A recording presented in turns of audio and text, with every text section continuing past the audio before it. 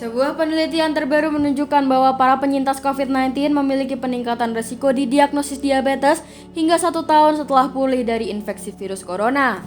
Studi yang dilakukan para peneliti dari VA St. Louis Healthcare System menemukan orang yang pulih dari infeksi corona sebesar 40% lebih mungkin mengembangkan kasus diabetes baru dibandingkan dengan kelompok kontrol. Artinya, 1 dari 100 orang beresiko lebih tinggi terkena diabetes setelah infeksi COVID-19.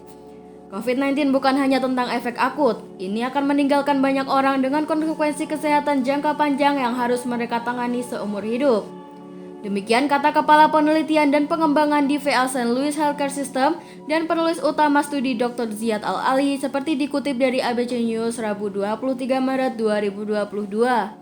Untuk penelitian yang diterbitkan di jurnal Lancet Diabetes dan Endokrinologi, tim melihat data pasien dari Departemen Urusan Veteran Amerika Serikat antara 1 Maret 2020 hingga 30 September 2021. Ilmuwan membandingkan data pada lebih dari 181.000 pasien yang dites positif COVID-19 dengan lebih dari 4,1 juta pasien yang tidak terinfeksi selama periode yang sama.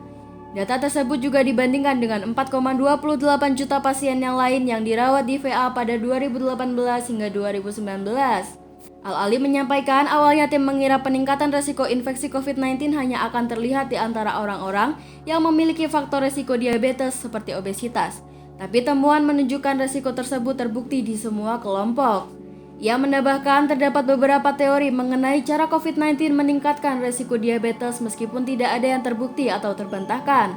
Salah satunya COVID-19 mendorong peradangan yang dapat mengganggu sekresi dan sensitivitas insulin. Selain itu, infeksi corona menyebabkan gangguan pada komposisi dan fungsi mikrobioma yang dapat menyebabkan diabetes. Temuan terkait resiko diabetes penyintas COVID-19 ini semakin menambah banyak bukti bahwa infeksi COVID-19 dapat menyebabkan konsekuensi kesehatan jangka panjang. Dari pasien yang mengembangkan diabetes, lebih dari 90% mengembangkan diabetes tipe 2, yang merupakan bentuk paling umum dari diabetes. Terjadi saat insel menjadi resisten terhadap hormon mengatur gula darah atau insulin. Dikarenakan resisten terhadap insulin, pankreas harus memproduksi lebih banyak insulin untuk mencoba membuat sel-sel merespons. Ini menyebabkan kadar gula darah tinggi. Penyakit ini berbeda dengan diabetes tipe 1 yang biasanya didiagnosis pada anak-anak dan remaja. Adapun studi baru ini bukan yang pertama mengaitkan infeksi COVID-19 dengan diabetes.